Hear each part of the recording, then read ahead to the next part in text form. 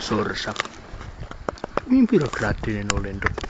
Tietää aistinsa ja tekonsa. Se on kyllä niin viisas, niin veijokeli, että se kyllä haluaa mitä tietää haluavansa. Minne se meni? Menen etsimään sen. Tuo sorsa on hävinnyt jonnekin. Mutta minne? Se ei noista sorsista koskaan tiedä. On ne semmosia pieniä elukoita. Oho! Sieltä se tuli. Sorsa! Se on mun ystäväni kyllä. Siitä tekisin ystäväni. Se on tulossa muumimaailmasta.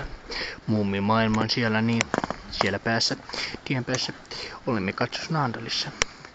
Siellä on 2 sorsaa. Siitähän tässä on kysymys. Rakkaudesta niin kuin aina.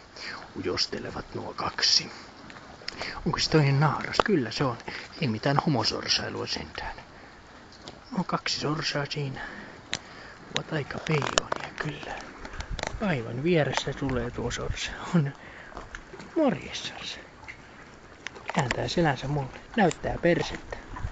Niin juuri niin kuin linnut tekevät. Nuo rakastuneet sorsat. Kyllä ne tietävät mitä tekevät. Kyllä aina tietävät kyllä. Se on eläinkunnan laki.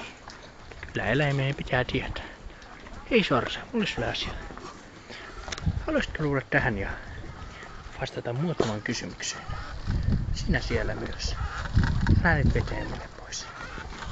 Mutta se on nyt tilanne semmoinen, että sinä senkin sorsa siinä, niin sinä voisit tulla tähän. Niin juuri, älä mene pois. Mä puhun sulle. Persettä näyttää. Niin illan tapana. Ei niitä kiinnosta kuin rakkaus. Rakkaus.